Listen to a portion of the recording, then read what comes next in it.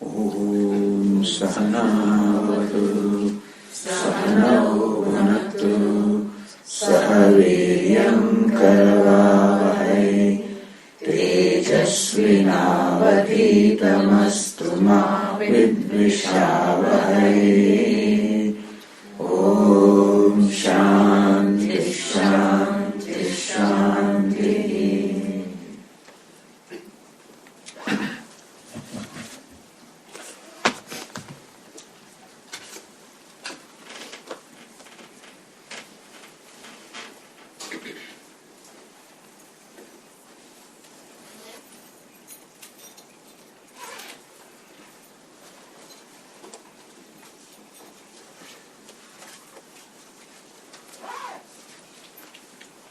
This is a question from the Kathopanishad. This morning we read a verse, Yame Vaisha Vrunute Tena Labhya. One who chooses Atma, by that one the Atma can be gained. How is it gained? Tasyaisha Atma Vivrunute Tanum Swam.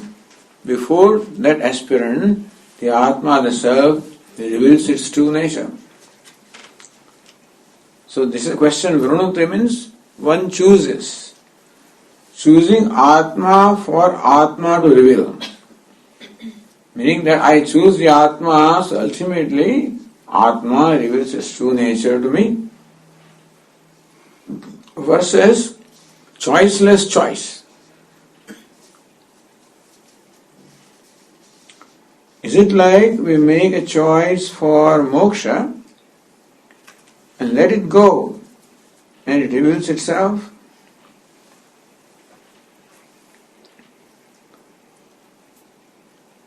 What is this choiceless choice? Can you tell me what is meant by choiceless choice? Yeah. That's what we learn when Vijayji teaches the Gita. Choiceless choice. Praptasya prapti. Choiceless choice means that there is no choice in making the choice. Meaning that the choice is as though already made.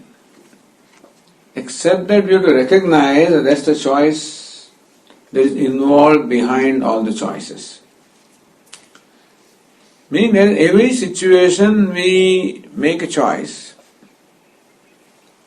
for one thing or the other, hoping that that is what gave me happiness or freedom. So behind every choice there is a purpose of gaining happiness or freedom, but in other words, becoming a free self or pleased self. So choice behind all the choices really for the pleased self. But to recognize that is a different thing. Choiceless choice means there is no choice other than happiness. You cannot have a choice to choose unhappiness. And happiness is only when I am happy, when the self is pleased. So choice behind all the choices is knowingly or unknowingly for the pleased self. But that is what is to be recognized. What is meant by choosing the self is to recognize that behind all the choices there is really the choice for the pleased self. That recognition. Then only all the choices will reduce to one choice. For example, just as by recognizing that the desire behind all the desires is the desire for the pleased self, desire for happiness. You can call it moksha. That even though I may desire earth, wealth, prosperity, fame, power, etc., I may desire kama, meaning the objects of sense pleasure, objects of mind, etc., pleasures. Dharma, I want heaven. So I think that this is what I want, but when I really analyze, I realize that through all of this, want is only for moksha. So moksha is a desire. Desire for moksha is a desire behind all the desires. And the moksha can be gained only when I discover myself to be free, because it is already an accomplished fact. In that sense, the desire for behind all desires is moksha, and moksha means the pleased self. So desire behind all desires, or choice behind all choices, the pleased self, to recognize this. In that case, the only choice that will remain is for the pleased self. So in fact, unknowingly, I am only choosing Atma, the pleased self. But until I recognize that, it does not bless me. So it requires viveka or discrimination to recognize that the desire behind all the desires is for the pleased self. So all I want is the pleased self. I do not want anything else. That's called choosing the pleased self. That requires me to give up all other choices and all other desires. Then there is a total commitment or bhakti for the self. That's what I want. I'm only devoted to that. I do whatever is required in order to fulfill that choice or fulfill the desire of the pleased self, which is knowledge. Not only knowledge, but knowledge of discovering self to be pleased or to be happiness, to be limitless, to be Brahman. So in this manner, it is viveka, the discrimination that enables me to recognize that the only choice can be and is for Atma. Then all of the choices drop off. Then my mind is totally focused upon knowledge of Atma. So when I am thus devoted, committed, then Atma also plays its role. And that also showers His grace by revealing His nature. Meaning that when the knowledge takes place, it is like the river meeting the ocean. Is the river that merges into ocean, or the ocean embraces the river because there is merger. Similarly, is it I who knows the Atma, or does Atma make itself known? It's a way of saying. So this is the bhakti, the devoted way of saying that it is Atma who reveals himself to me. In bhakti or devotion, the initiative is with Ishvara. In Bhagavad Gita, Lord Krishna says that I rescued my devotees from the ocean of samsara. When I realize, I see that they are totally devoted to me, serving me, worshipping me with no desire whatever, then I remove the darkness of ignorance and illumine the lamp of knowledge. So he said, I do it. What the devotee is, completely offer himself or herself to me.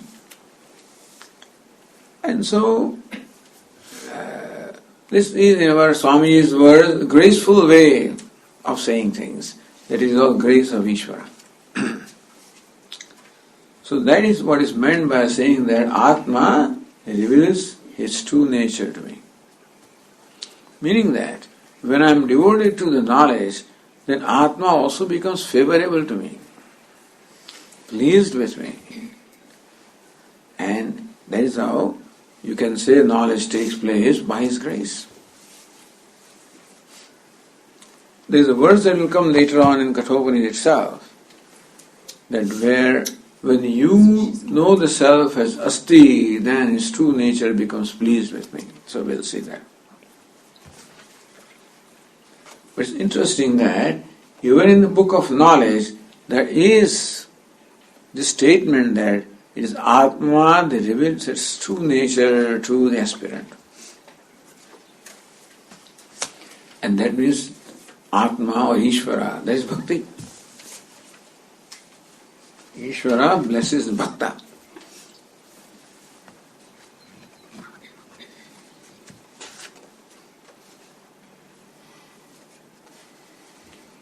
What should one realize when in pain? If pain enables you to think of something, then think of Ishvara. The ideal way of thinking is that Ishvara alone has come to me in the form of pain. Although when you are in pain, it's difficult to think like that, but the ideal way of thinking would be that the devotee says that Ishvara alone comes to me in the form of death. I am not afraid of him. I am not afraid of death because he alone is in form of death. Lord Krishna says in the Gita, Mrityu sarvharaschaham. I am the death that robs everything. The very life robs away. I am that. And so if you have real Shraddha in Ishvara, then we can meditate upon Ishvara even when pain is there, that in this form Ishvara alone is, because what is Ishvara?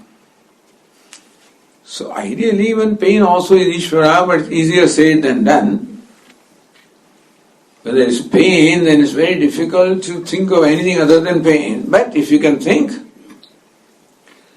or you can say that in the pain also, in some way or the other, there is grace of Ishvara.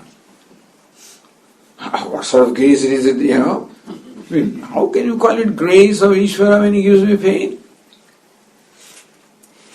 Well, one simple way of thinking is, by suffering the pain, I am exhausting all my papa karma, all my unbecoming actions, vicious actions. And that way, he clears my path of the obstacles. Because it is papa or vicious action that gives pain. Punya gives pleasure. So in pain also there is karma phala, that I am getting rid of the papa. That is a good way of thinking. If you can have this kind of alertness and attitude, then this is the way we can think in pain.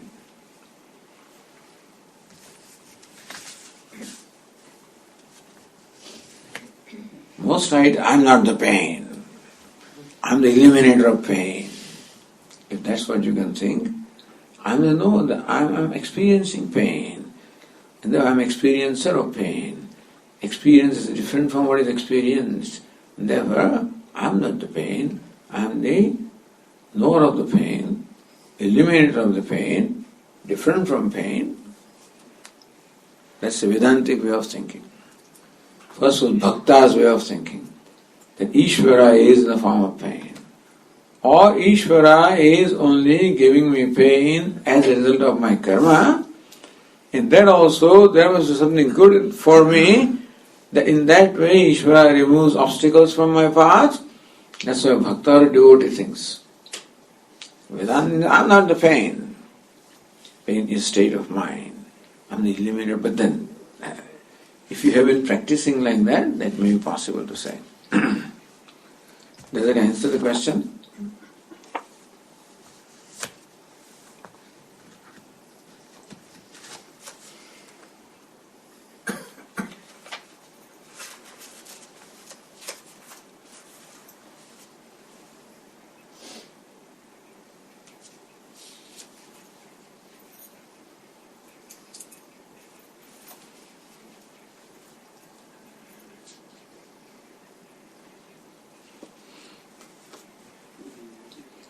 I would like to understand the consequences of suicide. Does the soul or consciousness suffer? When this way death takes place, does the Atma suffer? Is it a sin against God to commit suicide? If yes, why does God allow for such extreme suffering that a person would choose that way to end the pain? Is it not simply one way to die?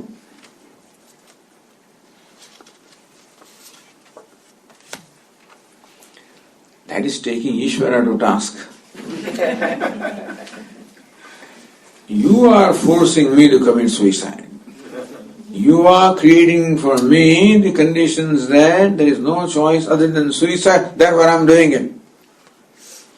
You can always fight with him.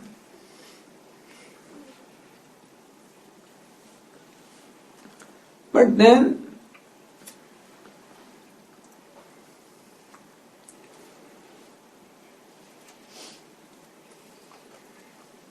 people commit suicide not only for physical pain. Very often people commit suicide for mental pain. When the mental pain, mental suffering just becomes too much, or a person sees no hope at all of relief from the pain, then as a last resort the person may do that. But then as far as that mental pain is concerned, there would be a way out of it. As far as physical pain is concerned, maybe there is no way out because it's prarabdha. But mental pain is not prarabdha, it is something that is brought about by ignorance and by wrong way of thinking. Sadness is the result of a wrong, I would call it a wrong way of thinking, where a person looks down upon oneself, start disliking oneself, rejecting oneself, hating oneself. It is that kind of thought build-up that makes a person sad and depressed. And maybe a time may come that the person finds no way out. But their help is available. Somebody who knows this mechanism can help us become free from this negative way of thinking, of all the time self-condemnation. But physical pain is concerned, I do not know. It is possible that, so that is why I think the medical science also allows, isn't it? Some states. Huh? Some states. Some states allow. What is it called? Euthanasia. Euthanasia. Okay. But I guess when we come to a point when the pain is insufferable, then it may not be called a sin. That is my personal judgment, because then the death of such a person is allowed. Either the doctor helps him to do that or whatever. But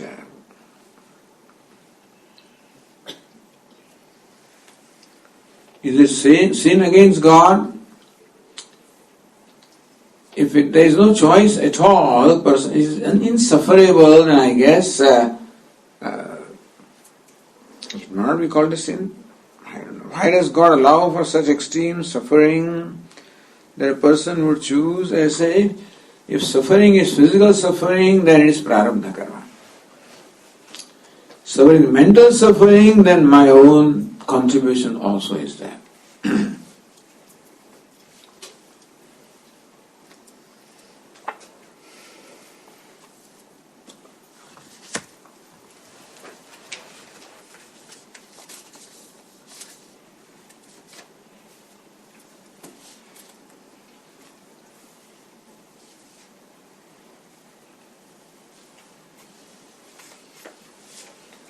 How to know if ego is playing the role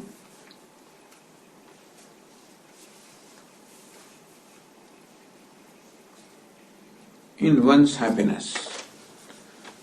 How to know if ego is playing the role in one's happiness? It is true that it is ego that feels happy. The ego feels happy, the ego feels unhappy. Ego feels bound, ego knows the freedom. Ignorance also is in ego, and knowledge and liberation also is for the ego. So, I don't know the exact purpose behind the question, but yes, happiness is felt by you. Who is the ego? Is the self. Self identified with body, mind, sense complex is called jiva or ego. And that's the one that suffers bondage because of the identification. It discovers freedom by giving up the identification. So ego is bound and ego is freed. Ego is ignorant, ego is enlightened.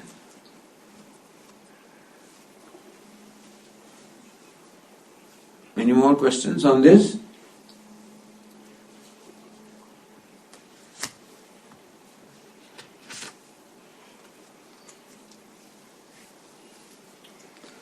What is God? How do you know that there is God or God is there?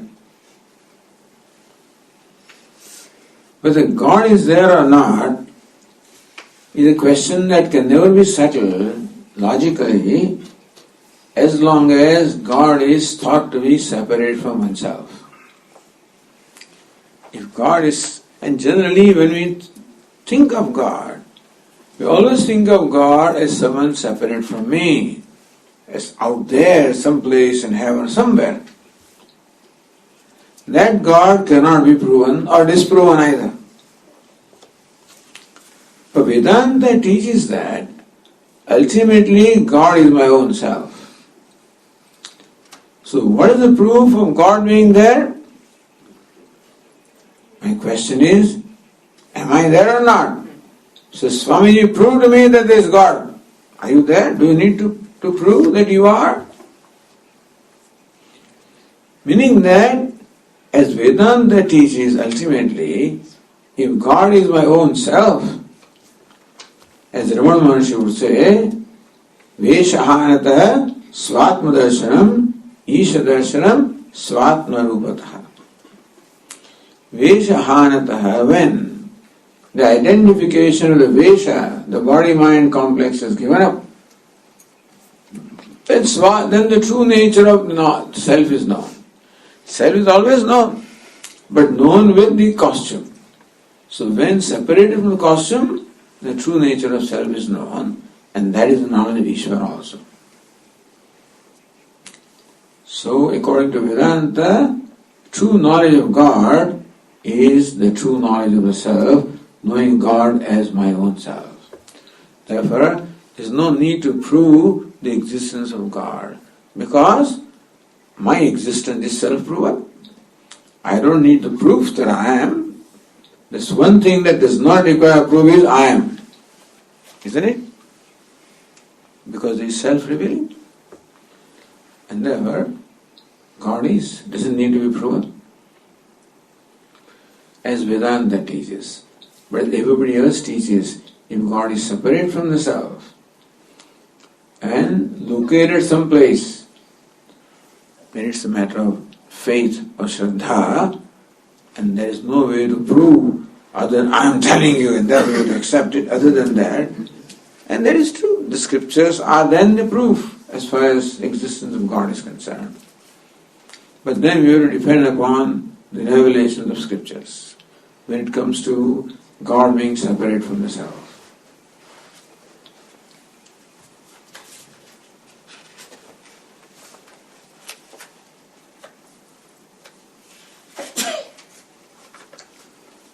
Please expand more on how to help the mind be more subtle in order to see the vasana stored in the mind.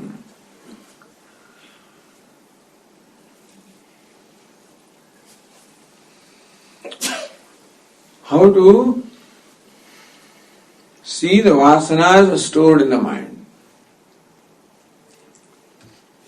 What is vasana? Vasana is a built-in tendency, the habitual pattern of thinking. So when a thinking or reaction takes place without my choice or without my will, it takes place, that is the cause is vasana. When choice is there, then there is a deliberation. When I find myself reacting in a certain way, we should know that the cause is called vasana, the built-in pattern. In each of us, there are built-in patterns, and therefore I very often react in a mechanical way, because that is how my mind has been accustomed to. Or, that is how the habit is. So when I see some person, I react in a certain way. In a situation, I react in a certain way. When you like me, I react in a certain way. When you dislike me, I react in a certain way.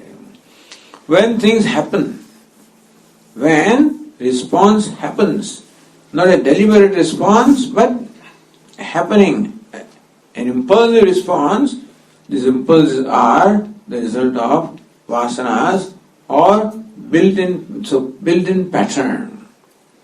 Predictable. Like a doll. From a remote control, you press the button and doll starts jumping up and down, dancing, or however it is programmed. Because there is a built-in program in there, that is why the doll acts in a certain way. Similarly also, there are built-in patterns. All you need to do is push button.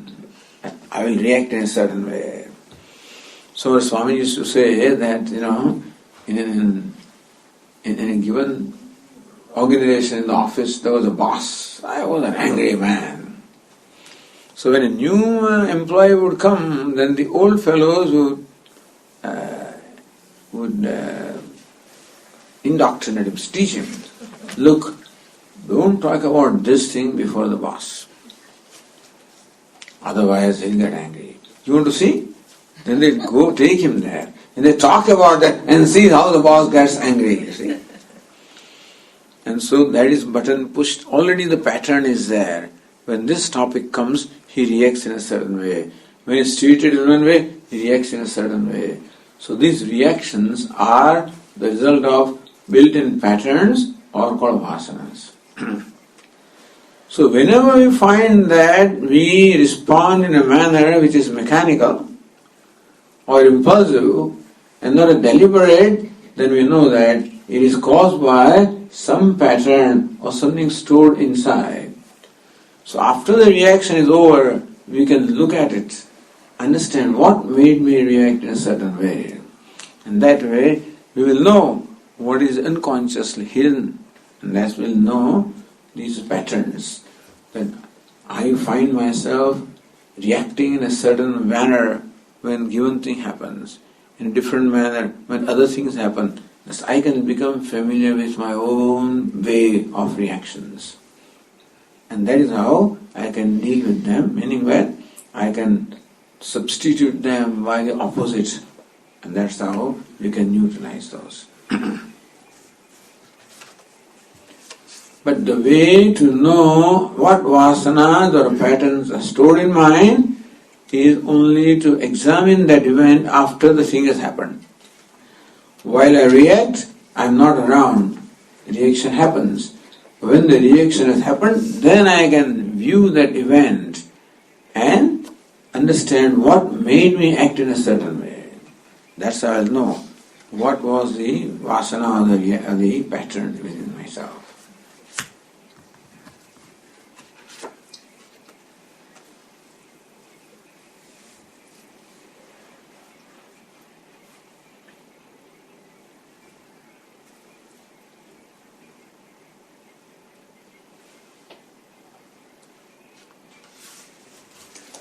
Swamiji, we sometimes know what is right, but don't act accordingly. Is it because of lack of conviction in what is right? In the words of Puja Swamiji, that the value of doing what is right is not assimilated. It's called half value, means I know that I should do what is right. But I do not know what's the benefit of doing right. I've heard and I'm told that you should do what is right.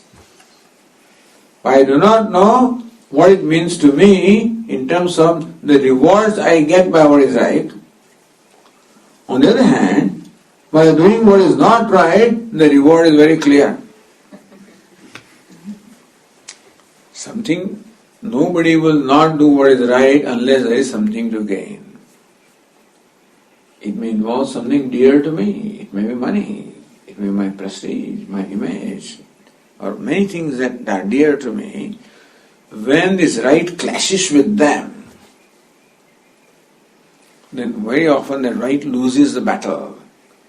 And what is more valuable to me wins the battle.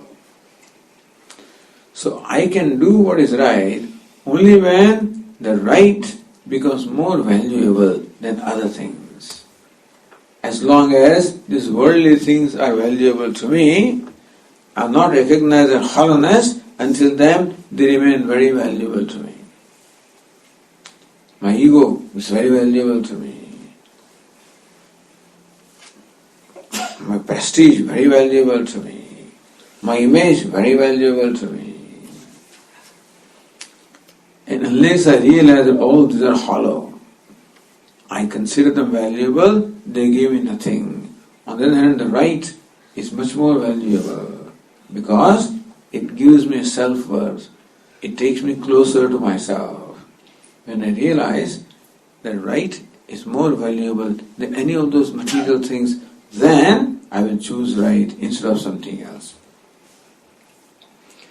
And therefore, even though we know what is right, we do not necessarily act according to it because we have not recognized the benefit of doing what is right, meaning that value is not assimilated. Our Swami used to give an example of assimilated value. That I may be hungry for 3 days, he says, and I find a piece of bread in garbage. Will I pick up that bread? Because the value of hygiene is an assimilated value. So I will not pick up. Hygiene is more important to me than appeasing hunger. So when value is assimilated, there is no conflict. I don't feel I missed something. Oh, I wish I had taken that that bread piece of bread. I never think about it. Because the value for hygiene is assimilated value. You have many assimilated values like that, which do not cause any conflict at all. When the value is not assimilated, then conflict. I wish I had not done it, I wish I had done it, etc. Similarly, when the value of right is not assimilated, very often, even though supposedly knowing what is right, I am not able to do it because something more valuable clashes against that and it wins the battle. How can we make sure that what we learn from Vedanta translates to practice and not just an intellectual pursuit? So what we learn in Vedanta, we have to translate it to ourselves. In a typical Vedanta class, we learn the general principles applicable to everybody. The 10th man story applies to everybody. What does it mean to me? So when I am doing something, desiring something, then is a 10th man story involved here? 10th man story says that I am searching for my own self. So then when my mind desires something, I want this, I want that. At that time, do I see that the 10th man story is involved here? That I am desiring something that is supposedly already myself? Do I see that? So this is how Vedanta is applied. Meaning that we need to do some work. We can call it mananam. Shravanam is understanding what the teacher has taught. And mananam would be, what does it mean to me in a given situation? So translating that learning into my life, then it becomes my conviction. So what Vedanta teaches, when it becomes my conviction, then it automatically is practiced into it comes into practice. So it is a lack of clarity that sometimes prevents me from putting Vedanta in. Because I don't know what Vedanta means in this situation. I'm talking to you, what does Vedanta mean at this time?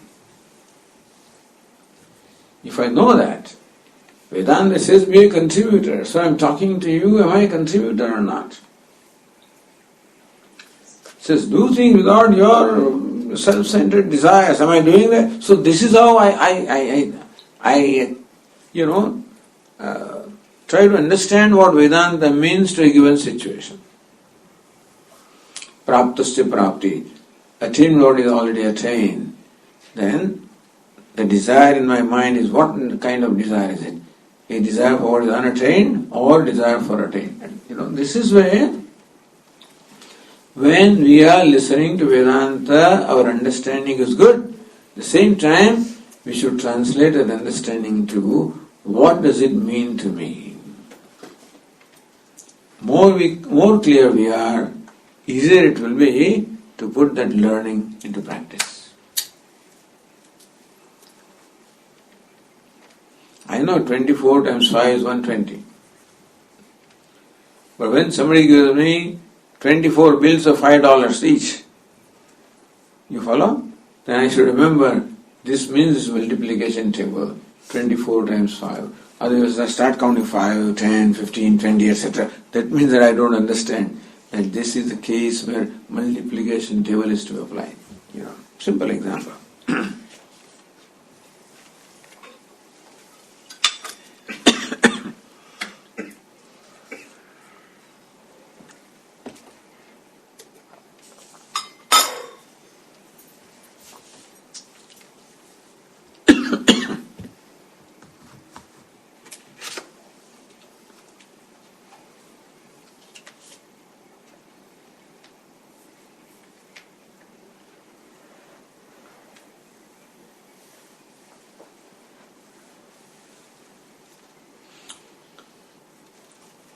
Swamiji, if one has Shama, why is Dhamma needed? What is Shama? Shama is explained as tranquility of mind or mastery over the mind. What is Dhamma? Mastery over the senses. Mind is internal, senses are external. So point is, if you have a mastery over your mind, would you not necessarily have mastery over your sense organs also? You would. If you have Shama, then Dhamma is not separately necessary. When Shama is not there in totality, then Dhamma becomes necessary. What is Shama? Is making the mind free from desires, making mind free from raga dveshas. So now a certain desire occurs in my mind. I want this thing, such and such thing. So what is Shama? Neutralizing the desire by showing the mind what harm is involved in fulfilling that desire. To make the mind free from desire, we show the mind what damage or harm or loss is involved in fulfilling that desire, and that's how the mind is discouraged from pursuing the desire. For example, if I have diabetes and this sweet is in front of me and my mind, there is a craving for that, and then I teach my mind, hey, come on, you know what it means to you? It's poison for you, etc. Then mind says, I want it. Suppose in spite of my reasoning, the mind says, I want it. Like a child, Mom, may I have a candy? No, beta, it's no good for you. You're suffering from cold and fever. Candy is no good. You'll aggravate your fever. Mom, may I have candy? Meaning that in spite of understanding, still the craving is so strong that the mind does not cooperate. You follow? So sometimes understanding does not help us when the craving is strong. And we find ourselves desire to do it anyway. And that is when Dhamma comes. You are not going to do it. And I tell my mind, you are not going to get it. Sometimes they say, no. The child mother says, no. The fellow is quiet. You don't get it. Because getting is not right for you. Similarly, then I put my foot down and say to my mind, you are not going to get it. That's called Dhamma. So as long as mind cooperates by reasoning, so long it is Shama. But in spite of reasoning, the mind does not cooperate because that impulse is so strong, then comes Dhamma or restraint that it is not going to get what it wants, it is not going to do what it likes. Dhamma. Self-restraint.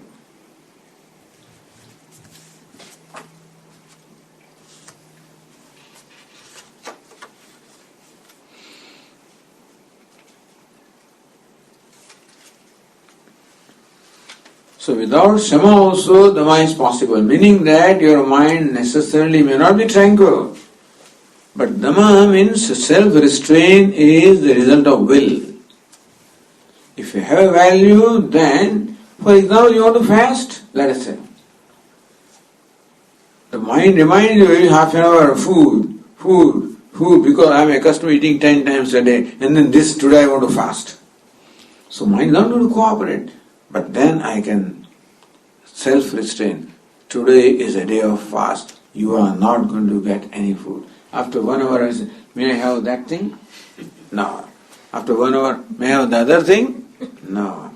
After 1 hour, something else? But every time you put your foot down and say, if you have value for fasting, the value is not there because mother says you will fast, then I am fasting, that won't last too long. If fasting is my value, then I will be able to exercise self-restraint. So Dhamma is possible when there is viveka, or value of what I stand to gain by self-restraint. Self-restraint for the sake of self-restraint does not work. It may amount to suppression. Self-restraint, when I know the value of self-restraint, then it becomes discipline. It's called Dhamma. Is it clear?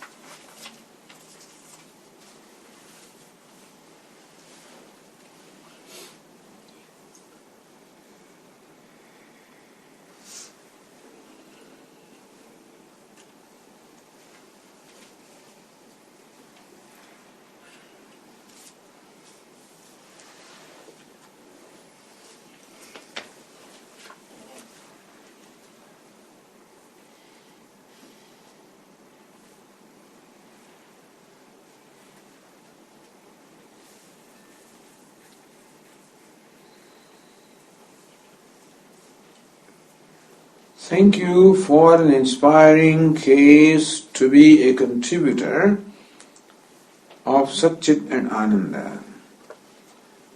One concern that arises is that I may step into being a consumer. Desires by lobha and kama from habit.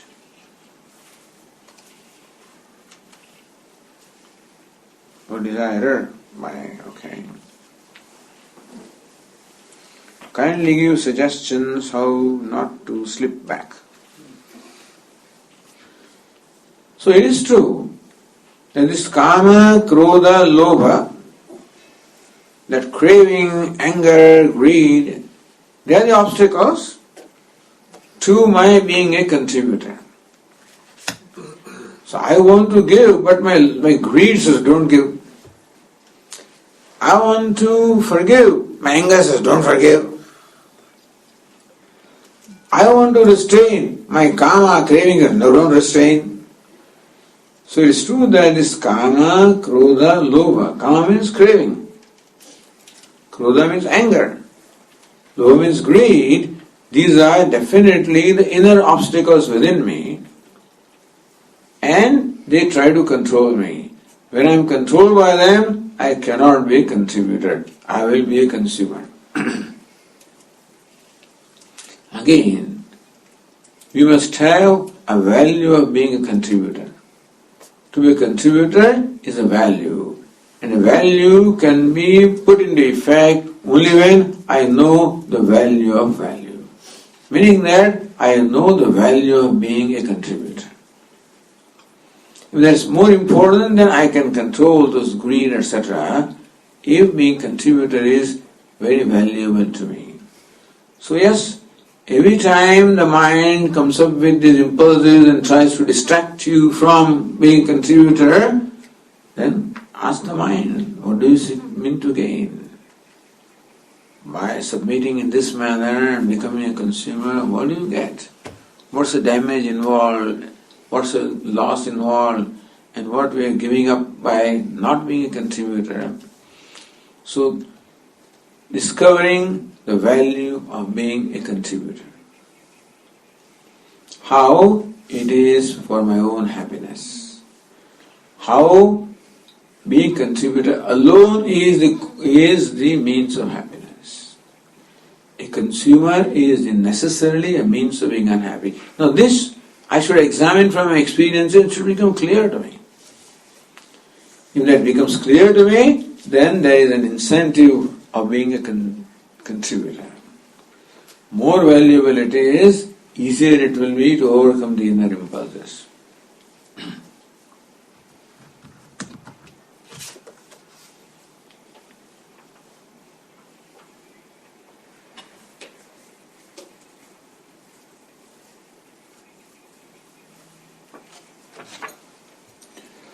What are some good methods to enhance? I'm not sure I understand.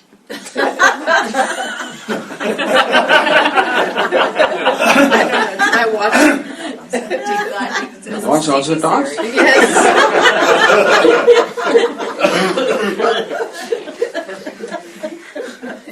Yeah. What are some good methods to enhance our ability to forgive ourselves? What are the good methods to enhance our ability to forgive ourselves? I find forgiving others, even for large transgressions, I find forgiving others easier than forgiving myself.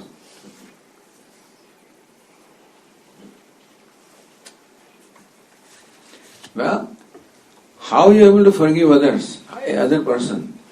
When am I able to forgive another person in spite of transgression? Only when I become large-hearted to accommodate the transgression. It's all right. It is human to err, etc., etc. So this way, I'm able to see how that person who transgresses something does it out of helplessness rather than out of will. If I see that. Meaning that in another person, the transgression is not out of will, out of helplessness. Some impulse in that person made that person act in a certain way. So all transgressions are the result of helplessness rather than result of will. So this is how I can accommodate the transgression of others by understanding. And that's how the forgiveness comes. Same rule applies to me. That I transgressed. I was helpless.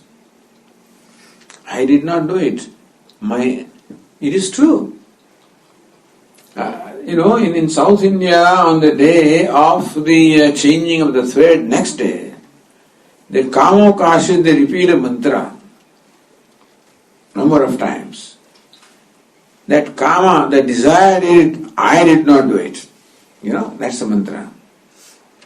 Kamo Kashi, Naham Karomi. It is my Kama, my desire that transgressed, I did not. My anger, because of it transgression happened, I did not. Greed, because of it transgression happened, I did not. They repeat this mantra. It's a fact. So in my case also, my transgression also is not what I have done deliberately. It is the impulse of that kama or krodha or lobha, which is what compelled me to do that. So when I see my own helplessness in the so-called transgression, then I will be able to forgive myself also. Same rule that I apply in forgiving others is a rule that I can apply in my case also. Swamiji? Hmm. Not my question, but follow up on that. Then doesn't that give us a reason to forgive ourselves and not improve? Like, if we keep doing that. If it is done as lip service, if forgiving is a genuine thing arising from an understanding, and thus I discover a sympathy for myself by understanding my helplessness, then it is not what shall I say,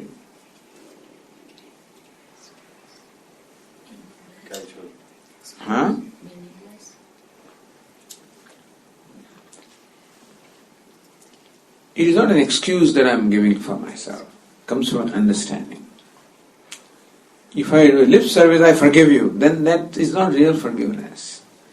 Similarly also, if I say, it's all right, I did it for some other reason, then it's not real forgiving. That is just finding an excuse. Then you can go back again. If forgiving is a genuine act arising from an understanding and sympathy, then it is not just an excuse for myself. Swamiji, it's not my question either, but I also want a clarification on that. What if that transgression that you did was done willfully, or you thought about it and deliberately you did that? So then it's just saying it was helplessness is sort of, So question is that here you are assuming, Swami, that a transgression is necessarily act of helplessness. Suppose I deliberately did it. I planned it when I did it. Like an extreme case of a cold-blooded murderer who plans for 6 months and then does it. Is it not deliberate? Even that is also not a deliberate action. It is his hatred, something in him that makes him do that. And so even that also is an act of helplessness. Although outwardly looks like a deliberate person, but his deliberation also is only controlled by his hatred. Or some kind of reward that is going to get as a result of this act. So some greed. So greed, hatred, something or other is bound to be there behind that action.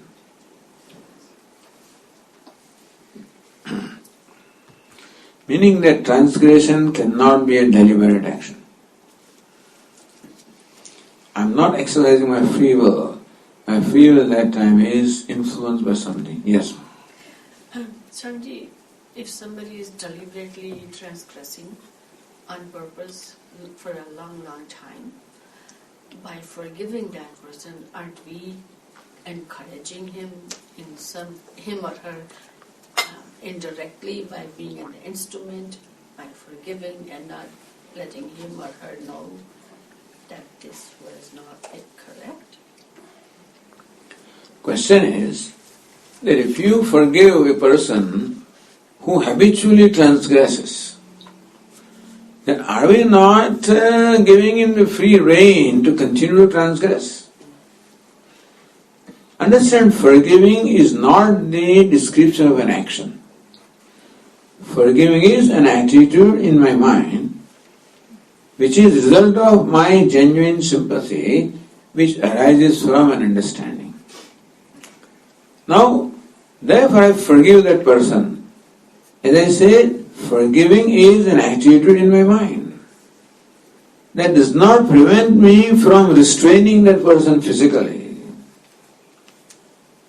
Forgiving doesn't mean that allowing somebody to do something or not do something. Forgiving is your own attitude. Then you can still restrain that person. Find that that transgression hurts others or hurts himself, that person can be restrained. But that will not be out of anger. If I do not forgive, I react out of anger. Forgive, then you deliberately do what's the right thing to do.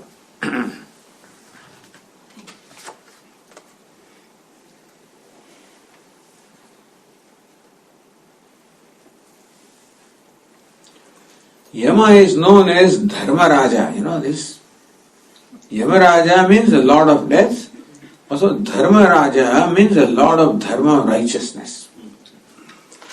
He is the only one where no influence works. He acts strictly on the law of karma.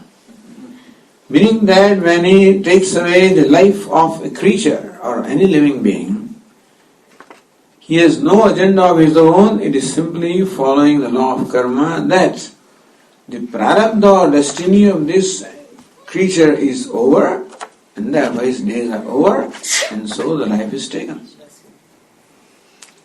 It cannot happen that, he takes away the life out of his anger, out of his jealousy, out of partiality. No.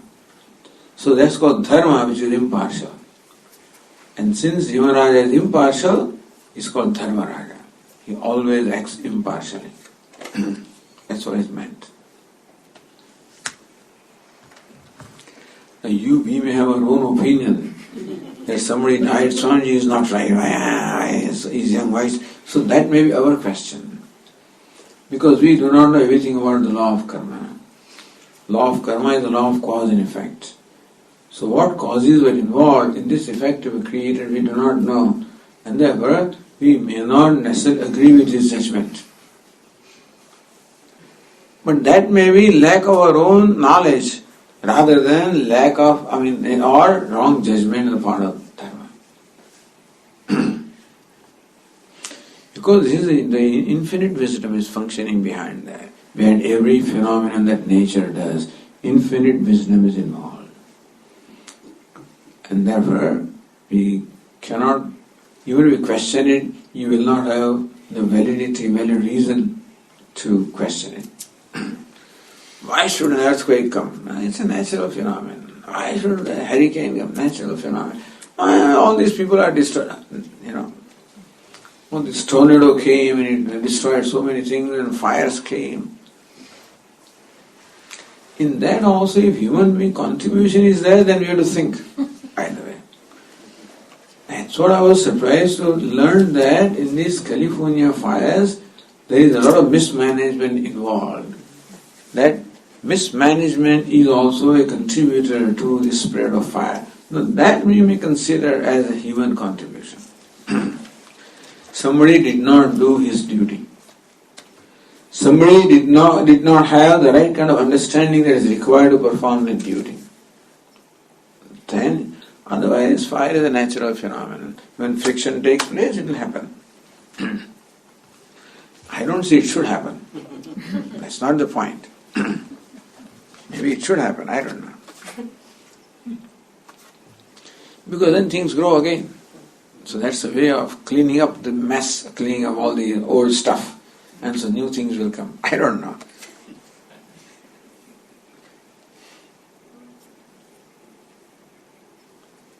I think we have completed 1 hour this evening.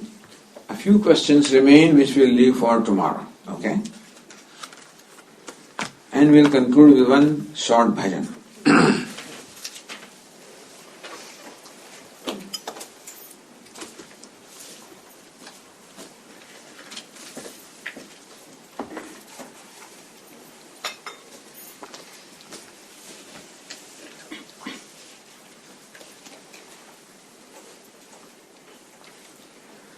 Narayana, Hari Narayana, Narayana, Hari Narayana, Narayana, Hari Narayana, Narayana, Hari Narayana, Nanda Govinda Ananda Narayana, Nanda Govinda Ananda Narayana, Nanda Govinda Ananda Narayana, Nanda Govinda Ananda Narayana, Narayana Hari Narayana, Narayana Hari Narayana,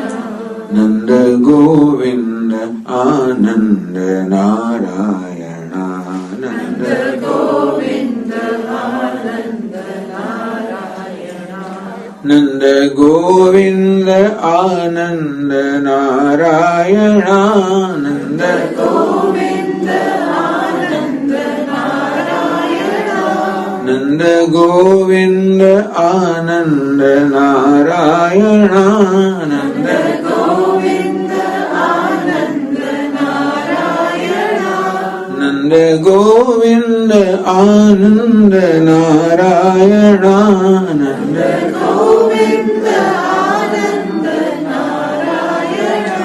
Nanda Govinda Ananda Narayana Nanda Govinda Ananda Narayana Nanda Govinda Ananda Narayana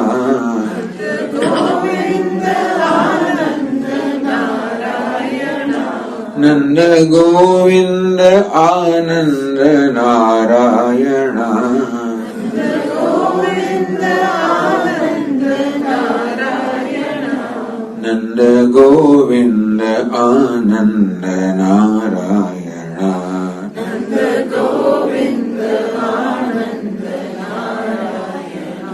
Nanda Govinda Ananda Narayana Nanda Govinda Ananda Narayana Narayana Hari Narayana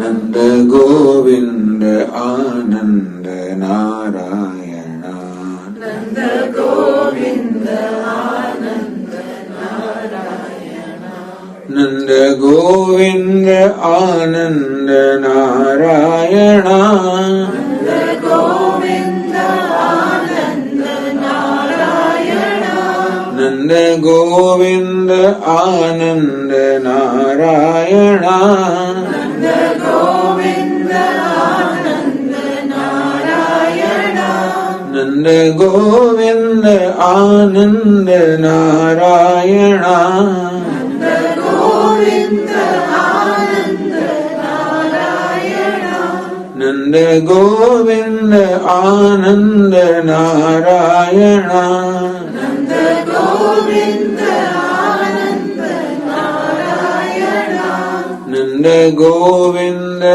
Ananda Narayana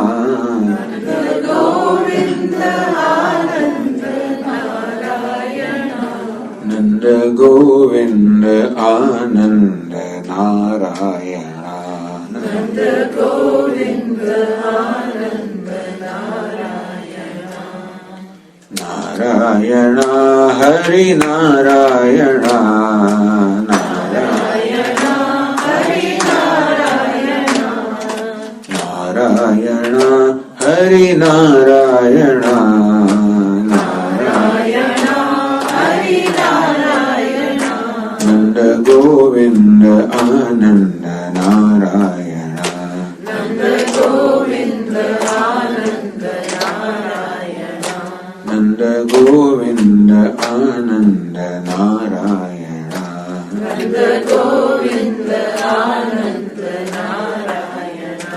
Nanda Govinda Ananda Narayana Nanda Govinda Ananda Narayana Nanda Govinda Ananda Narayana Nanda Govinda Ananda Narayana Nanda Govinda Ananda Narayana Nanda Govinda Ananda Narayana Nanda Govinda Ananda Narayana Nanda Govinda Ananda Narayana Nanda Govinda Ananda Narayana Nanda Govinda Ananda Narayana Nanda Govinda Ananda Narayana Nanda Govinda Ananda Narayana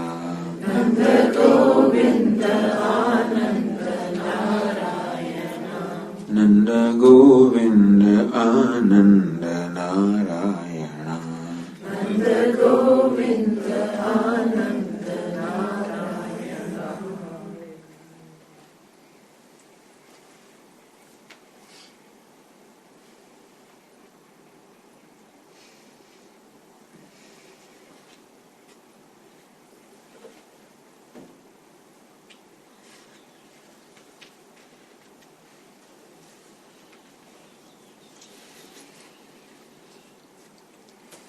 Om Sarve Bhavantu Sukhinah Sarve Santu Niramayah Sarve Bhadrani Pashyantu Ma Kaschid Dukkha Bhag Bhaved Asato Ma Sadgamaya Tamaso Ma Jyotirgamaya Mrityorma Amritam Gamaya Om Purnamada Purnamidam Purnat Purnamudachyate Purnasya Purnamadaya Purnamevavashishyate Om Shanti Shanti Shanti Hari Om Shri